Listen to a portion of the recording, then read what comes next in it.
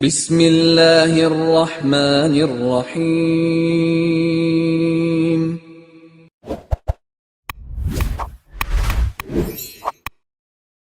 السلام علیکم ورحمۃ اللہ وبرکاتہ۔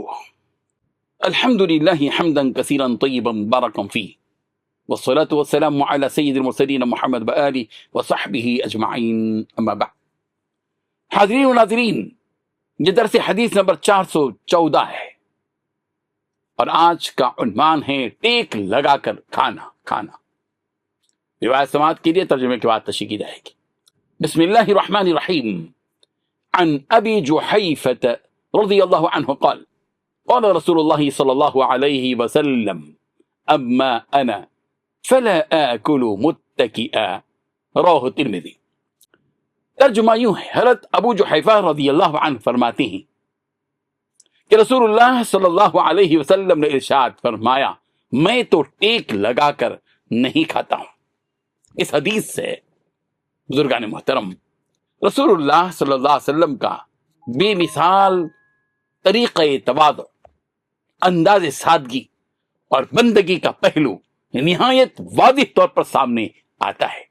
ٹیک لگا کر کھانا عام طور پر آسودگی، تکبر، شاہانہ انداز کی علامت سمجھا جاتا تھا، جبکہ نبی کریم صلی اللہ علیہ وسلم نے اس انداز سے اجتناب فرمایا، پرہیز فرمایا، اور عملاً یہ تعلیم دی۔ ٹیک لگا کر کھانے کے سلسلے میں اس بات کی وضاحت فرماتے ہوئے کہ میں ٹیک لگا کر نہیں کھاتا، یہ پیارے پیغمبر صلی اللہ علیہ وسلم کا عمل اور آپ کا قول بتاتا ہے کہ محض لذت یا نمائش کا ذریعہ نہیں ہے کھانا، بلکہ اللہ کی نعمت ہے۔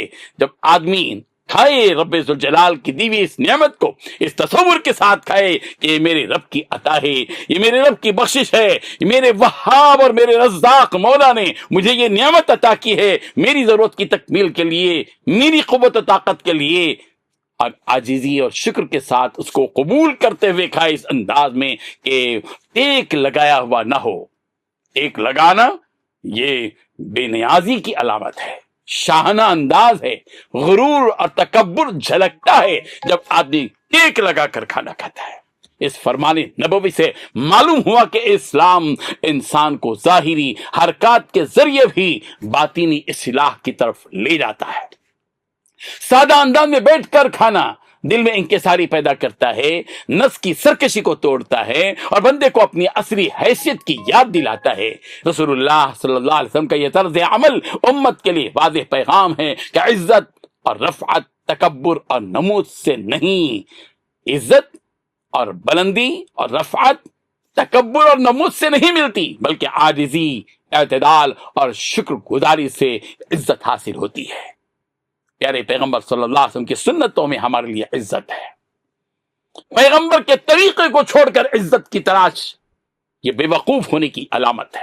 رب ذوالجلال ہم سب کو عمل کی توفیق عطا فرمائے کہ ہم پیارے پیغمبر صلی اللہ علیہ وسلم کی سنتوں کو محبت کے ساتھ ٹوٹ کر ان سنتوں پر عمل کرنے کی کوشش کریں۔